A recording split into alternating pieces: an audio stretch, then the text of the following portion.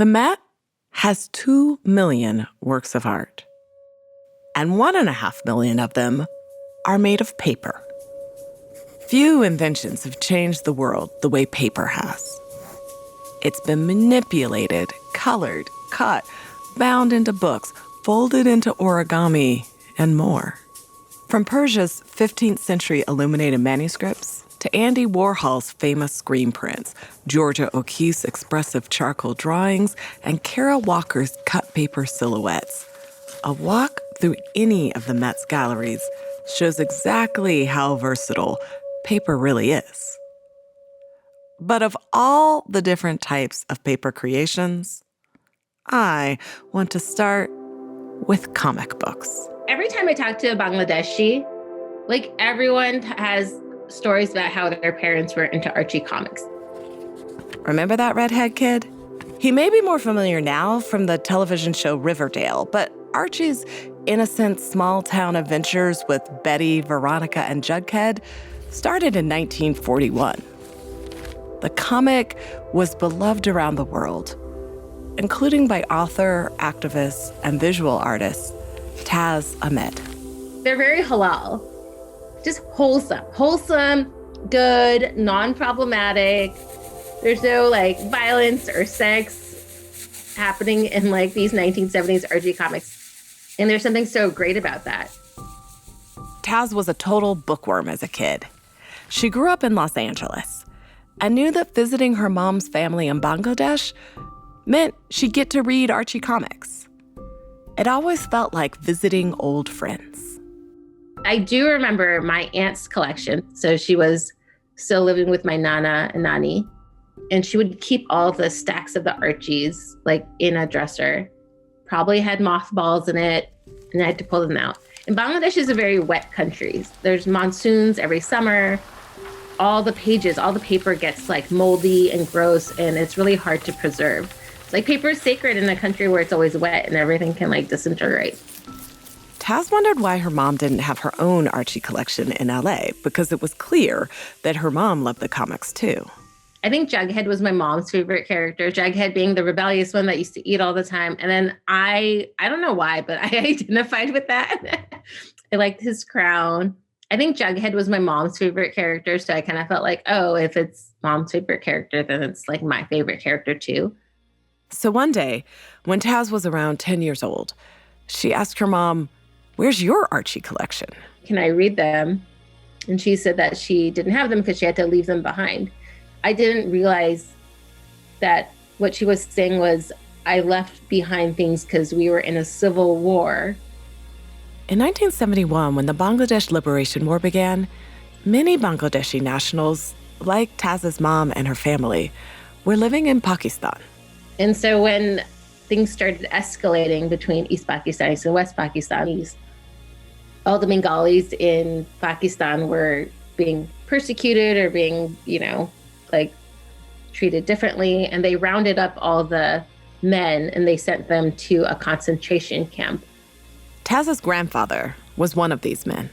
He wasn't allowed to communicate with his family members. There's a bunch of male Bengali men there. I think he was there for 6 months. He was able to send messages to my Nani through this cook that used to work for him. So now the cook was also working at the camp. So he was able to let my Nani know that she was okay. He was there for like 6 months. When he was released, like the whole family had to get on a plane with everything they could carry and like go back to Bangladesh. Everything they could carry. Passports, clothing, whatever they could fit in a suitcase. And everything they couldn't? We had to leave it behind. This whole concept of like leaving with what you can pack in your bag. And I think as a 10-year-old, I didn't understand the weight of what it meant to leave things behind.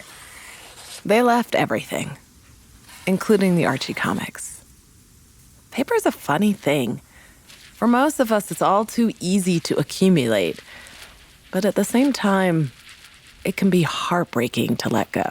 Paper is like the first thing that you leave behind when you, like books are the first thing you leave. It's too heavy to carry. Now it's just kind of like, wow, that's so intense. Like people having to flee their homes. I believe in Bangladesh, 1 million people died in that conflict. And it's just such a great number. And when I was collecting stories of family in 2010, when I went by myself, there were just like all these stories that were coming out. And it's just like really crazy to me that like these were all connected to like me asking my mom about her Archie books. But she was just so casual about it. She's just like, oh, I left it behind with my friends. Just like, well, let's go back and get it. And she couldn't really explain to me why she couldn't go back and get it. For something that the wind could blow away, we asked paper to carry a heavy load. Marriage certificates record our unions. Diaries keep our secrets. Money makes the world go round. Paper holds our memories, our stories, our fears, and our desires. But who makes the decision whether or not something made of paper is valuable enough to preserve? Long term, paper is kind of a diva, light-sensitive and fragile when exposed to the elements, yet strong enough to hold iconic works like the Met's massive woodcut print Arch of Honor by Albrecht Dürer and Hokusai's The Great Wave, which have survived for centuries. Value is in the eye of the beholder. And paper so often seems worth holding on to because it's a vessel that carries the meaning we put on it. From the Metropolitan Museum of Art, I'm Camille Dungy, and this is Immaterial, where we look at materials commonly used in making art and explore what the materials themselves can tell us. When I'm feeling them, what the sound and the texture and the way that it rattles tells me is how the paper is, how short fibered the paper is, and how the paper, is going to behave.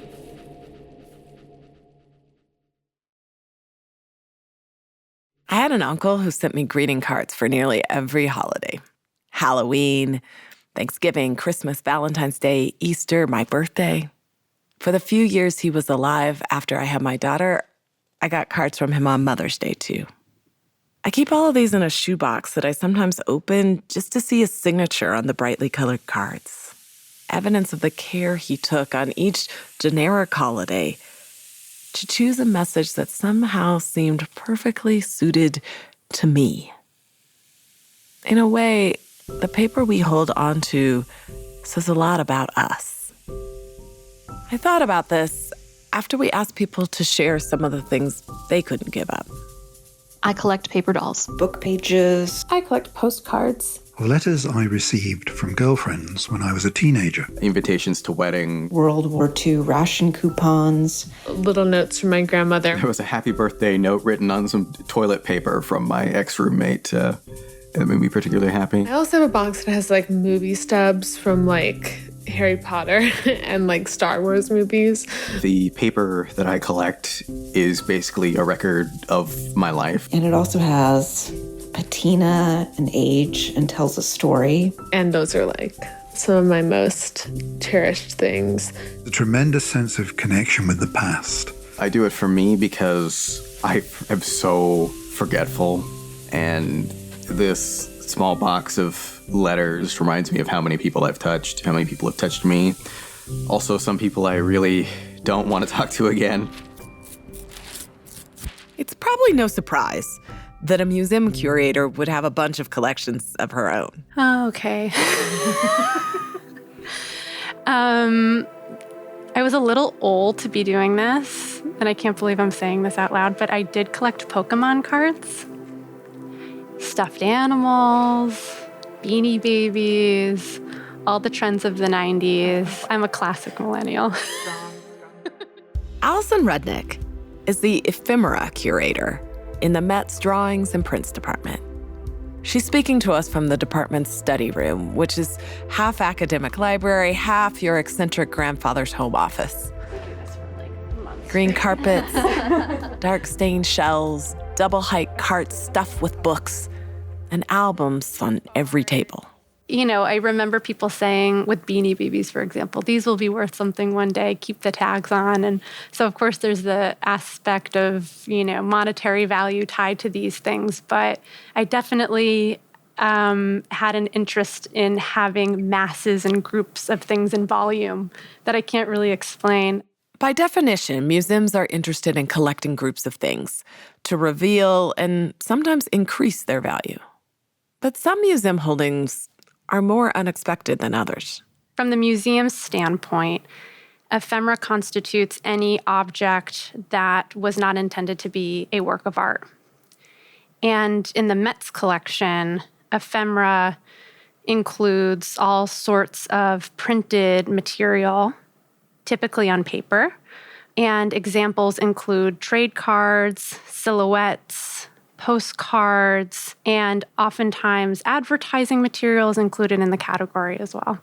Okay, what am I looking at here? We are looking at a collection of postcards. We have thousands and thousands of The Met's drawings and prints collection contains more than 180,000 works, and ephemera makes up roughly 30% of it. It's curious and really surprising to a lot of people that we have an enormous section devoted to objects that were not intended to be art. I could probably speak about this for days.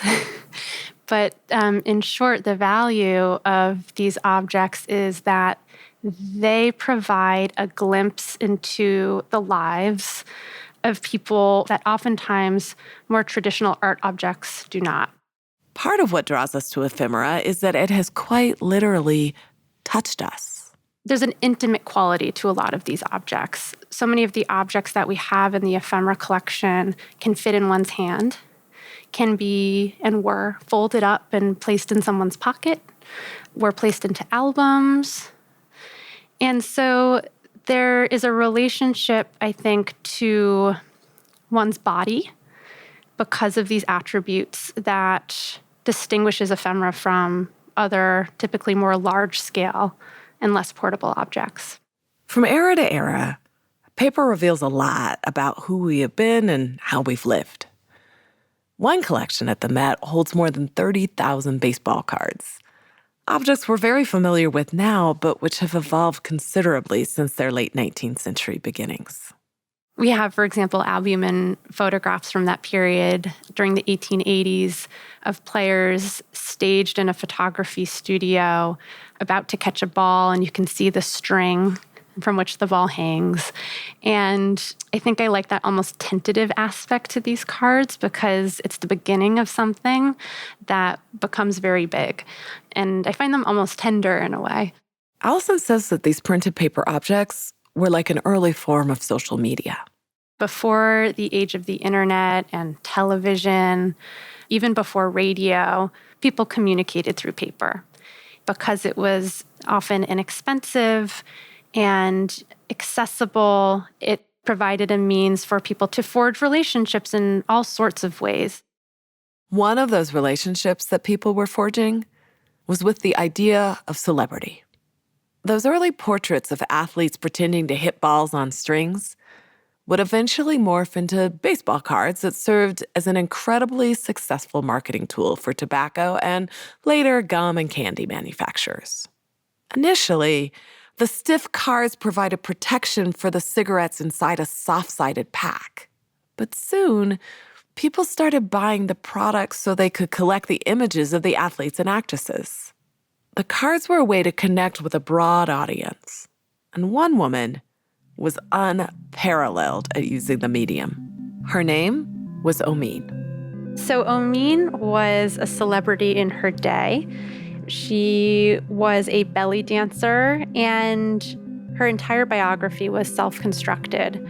She claimed to have been from Istanbul. She said that her mother was a professional dancer. She claimed that she was forced to marry an Englishman when she was 12 years old. They had a child together, and her husband left her and her daughter to fend for themselves. Omin left England and came to the United States, where belly dancing had been introduced to the public via the 1893 Chicago World's Fair. And so many people found it totally scandalous.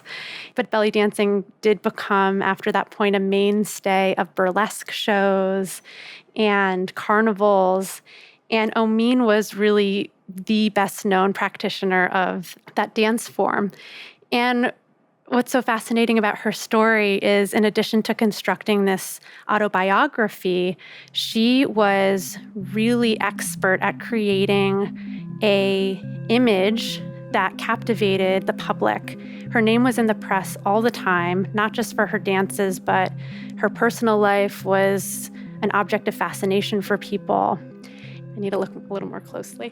Here's Allison describing one of Omin's paper cigarette card images. Okay, so we're looking at this one card of Omin, and she is completely shrouded in what looks like a cape that is covering her entire body, including her head. And the image is really small, so it's a little difficult to make out all the details, but it does look like she's wearing a veil over her face, and she has some sort of headpiece on. Omin intended to entice her audience. The costume is, I would say, kind of a generalized, quote, exotic costume, something that in the minds of Americans in the late 19th century probably just connoted this very kind of general sense of foreignness. And that's something that people really responded to. There are police reports that record Omin's name as Nadine Osborne or Madge Hargraves. They have different records of her place of birth and her lovers' nationalities, all of which are more mundane than the image she projected. We may never know the truth of her story, but on those cards, Omin tapped into people's interest in parts of the world they would likely never see. They could carry the adventure she offered in their own pockets. I think voyeurism is a big part of this story. I can think of some examples of postcards that we have that, were inscribed on the back. We have Valentines and greeting cards that are inscribed as well. The Valentines can be very intimate. There's something that distinguishes ephemera from other objects that has to do with this glimpse into someone's life on a very intimate, deep level. That deep intimacy means that we can often see our own lives and experiences in the ephemera of others. Perhaps you had an elder who sent you greeting cards too. If you ran across my shoebox and felt a connection to the cards inside, you wouldn't need to know my uncle's name, or even mine. Oftentimes, I would say the vast majority of the time, the owners of these objects, even the makers of these objects, are anonymous. We know nothing about them.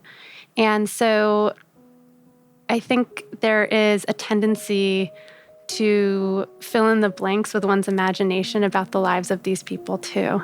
So there's a relationship that begs for using your imagination and really putting yourself in the shoes of these people that we know very little about. But what we do know about them are the relationships they had, and to an extent, the values they had too. We each have our own individual history with paper. But when you've devoted your life to conserving it, the plot thickens. When you're working with paper to either repair or to preserve it, you do have talk about an intimate relationship. They almost become like your children. More on that after the break.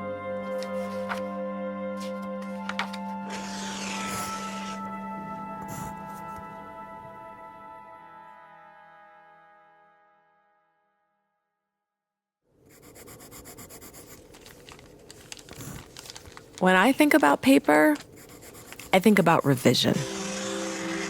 I'm a poet, so for me, paper is what I use to draft.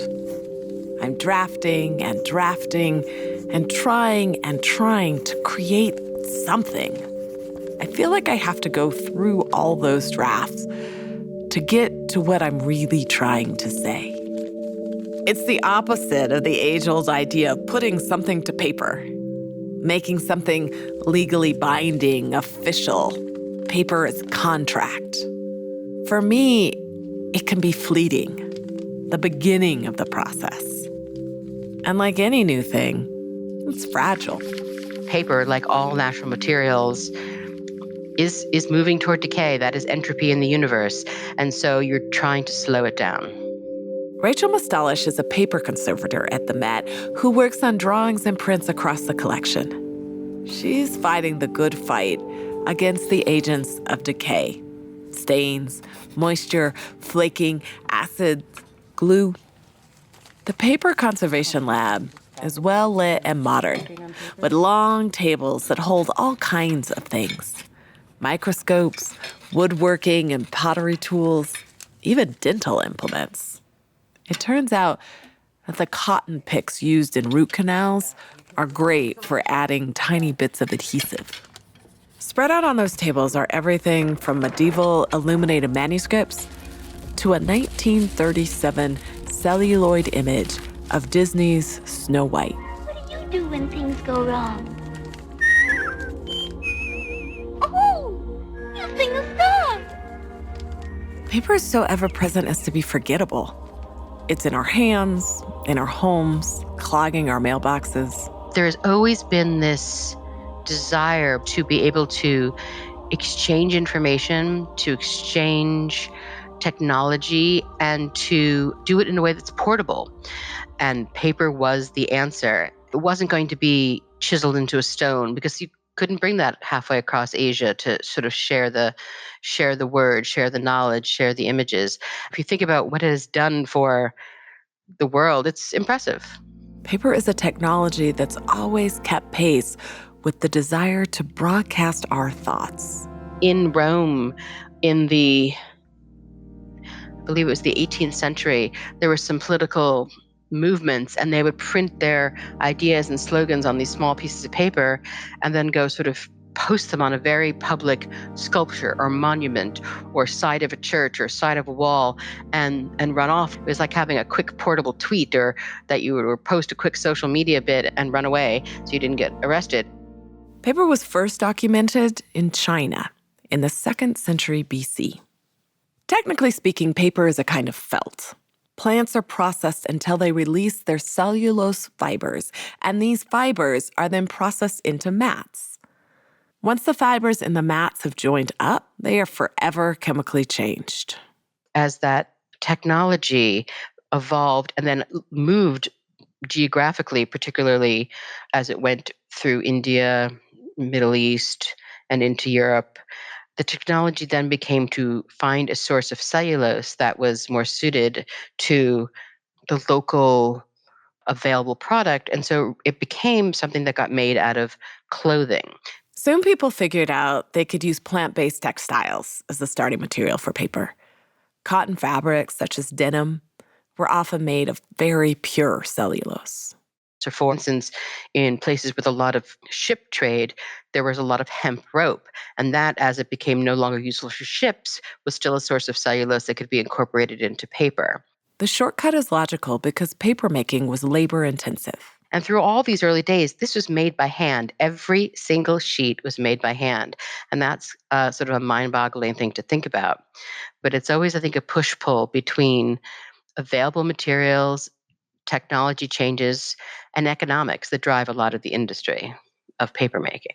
But paper isn't all technology and economics. It's also a powerful link between the person who worked on it and the person who's holding it now. When you do look at works of art that close, you can almost see the sort of hand that made them. When you look at drawings, you are looking at a direct line that goes, from the artist's brain into the work of art. I mean, that is an amazingly close connection. And to be able to hold that, own that, hold it in your hand is incredibly moving. But in order for you to experience that connection, a work has to be preserved well enough to get to you. That's where Rachel comes in, doing everything from water baths of Dürer prints to the kind of microscopic repairs that make it look like she was never there at all.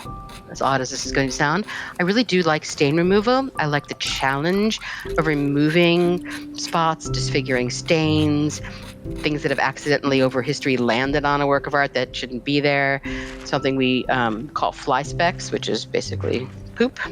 And, trying to remove these from paper. And what you really... It's called the fly speck. That was producer Adjoa Jima Brimpong. Carry on. That's the euphemism. Yes. And it stains the paper, a little black dot.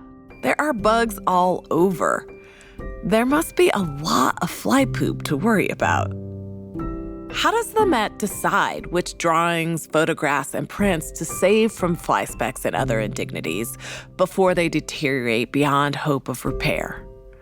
How does something go from everyday ephemera to art worth the attention of someone like Rachel?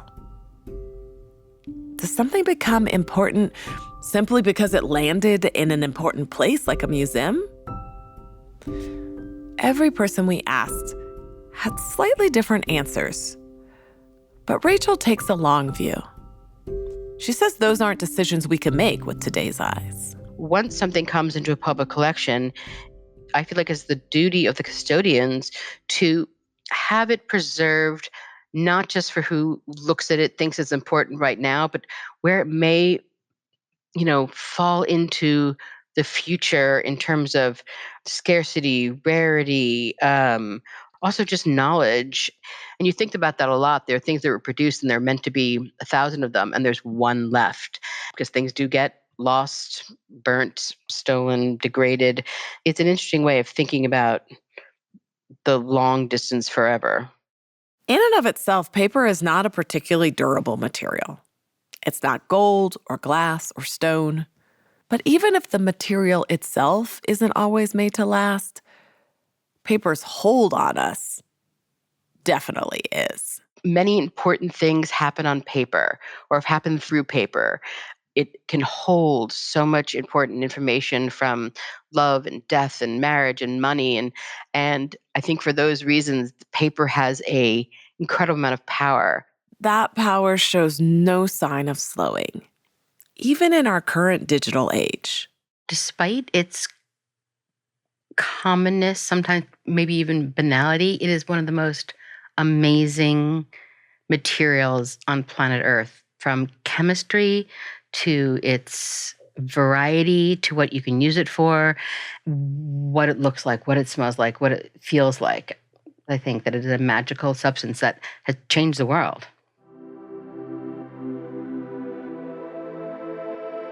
We can see the power of paper at play around the 14th of February, when Valentines are handed out in schoolrooms all over the country. When I was a kid, there was a rule that if you gave a Valentine to any child, you had to give one to every child in the class. But nothing said I couldn't make certain cards extra special to let a person know they were particularly important to me. An extra XO here, a slightly bigger section of lace paper doily glued there. I still remember the smell and feel of all those cut-out paper hearts. I always hoped the people I gave those special Valentines to could tell the difference. But when it comes to deciphering the messages of love, Nancy Rosin is the expert. The story of Valentines is really a story of people, of how love is expressed over the ages, from the first little flower or a shell or a feather that might have been given. It was the person who was the Valentine, and over the years, it evolved to be the gift. Nancy is a volunteer cataloger in the Met Department of Drawings and Prints, and her specialty is Valentines. And they were really very beautiful. Back in the basement study room, she lays out an array of the Met's extensive collection. Elaborately decorated with sequins. Moving paper Valentines called some cobwebs. Had poetry. Elaborately folded puzzle purses. And even a German map that illustrates the lands of lust, love, and divorce. These things seem fun and pretty. No wonder people love them. Everyone could enjoy Valentine's Day, whether it was just a little handwritten note. It was a time for love. It was a time to express your emotions, secret passion, desire, some magic, some fantasy. The desire to express desire seems to be a constant, though Valentine's styles varied widely across geography and cultural and economic station. It's all hand done. And though lots of people made their own, there are those who made selling Valentines into profitable business. This is a magical one because it's so many layers. Take, for instance, Esther Howland. Nancy calls her the mother of the American Valentine. She graduated from Mount Holyoke Female Seminary in 1847. They were not allowed to celebrate Valentines, although Emily Dickinson was there at the same time, and she was writing Valentines. But they had a headmistress who told her graduates, when they leave, go where no one else will go, do what no one else will do. And I think Esther Howland felt that. Her father was a stationer in Worcester, Massachusetts, and he received some Valentines from England. And when she saw them, she thought, I can do those. I can do better. I'm going to try it. So she got some supplies through her father, and she made some samples, convinced her brother to take them on a sales trip, which he was not happy to do, but he did it anyway. She was hoping, I think, for $200 worth of orders. We're talking about 1847, and he came back with $5,000 worth of orders. That would be the equivalent of about $170,000 today. So she got her friends to create this assembly line. It's a wonderful story of American ingenuity and female entrepreneurship. It's also a story of capitalism. We can't forget that. You know, the commercial people depended upon the passionate lovers to, enrich their pocketbooks.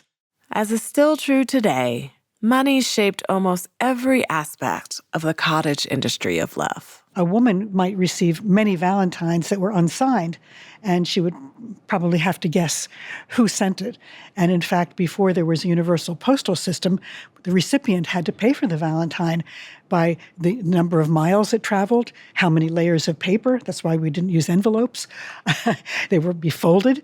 But it's written that some fathers refused because their daughters received so many Valentines, they wouldn't accept them any longer because it cost too much money.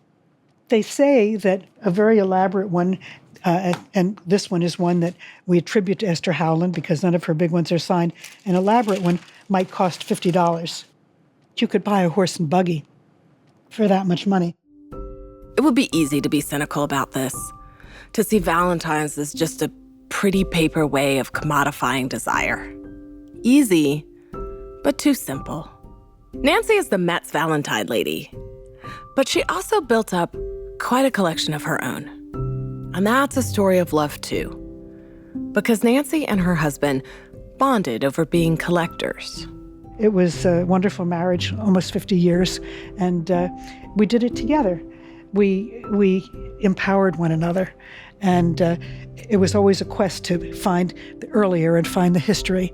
So each one has a story. Valentine's can be a beautiful way to commemorate your love. But February 14th can be a rough day if the sentiments behind those cards never felt like they were meant for you. People love Valentine's Day, I think. For me, it was a little bit opposite growing up. I felt like I was like the weird kid, so I never got like as many cool Valentine's Day cards as everyone else did. That's Taz Ahmed again, whose Bangladeshi family shared a love of Archie comics across multiple generations and continents. Valentine's, though, didn't translate. I think one of my first memories was preschool, asking my mom for cards. She didn't believe it because we're immigrants, we're brown. This whole idea of giving out like Valentine's Day cards wasn't a thing. So I think I remember like getting, like the blue cookie tins with which had the little like paper in it, like the little tissue paper in it. So I was like, okay, this is the paper I'm going to use. I don't even know if I was like allowed scissors, but I do remember using that. That was my paper. That was like my paper ephemera, like using found objects and like turning it into cards because mom wouldn't let me buy anything. Like Esther Howland, Taz found a way to make Valentines even when she was told she shouldn't. As she grew up, she ran into some troubling stereotypes about who those little paper hearts are for. The reason why I started the cards was because I was in the book Love Inshallah, which is the secret love lives of American Muslim women. And I was writing about love and, I love rom-coms and people were asking me, so do Muslim women fall in love? And I was like, this is such a stupid question. So Taz started making Muslim Valentines her friends could send to one another with messages like heavy vetting and I'm halal in. Like I had a card that said, I have a jihad on for you. And then I just like reflect it based on whatever's happening in the moment. Like it has to be political. Every card is political intentionally because I want people to feel uncomfortable. I want people to feel uncomfortable, and then I want them to laugh. I want them to laugh because they're like uncomfortable. I think there's a political power in that. It's not all political, though. The love in the Valentines shines through. I went to a Muslim comedian show a couple months ago, and someone said that they got married because of my cards. They said, like, I gave this card to this person, and she, you know, like when I was courting this person, I like gave her one of your cards, and then she liked me afterwards, and they just had a baby. And I was just like, oh, like my cards are like making babies. And I think that part's kind of cool. One of the things that interests me about Taz's story is the way her Valentines write into silences. They create spaces for communication where such spaces had not existed before. When my mom went to Bangladesh when my grandmother was sick, and like you would just, like there was just silence on the phone. Like when you're dealing with phone cards and each call was worth like, you know, $5, you couldn't afford silence. And like even like with letters, right? The idea of having like blank pages, that's a waste of money, right? Like waste of space, right? Silence is space. The space to be silent is a luxury. Even in its silence, paper speaks. Whether it's a Valentine's card one person can hand to another, a provocative image accompanying a pack of smokes, or an old Archie comic book, paper carries with it the essence of who we are. It's an ephemeral vessel for art in its own right. And every day, whether hanging on a gallery wall or tucked into our pockets, it continues to change the world. I'm Camille Dungy, and this is Immaterial.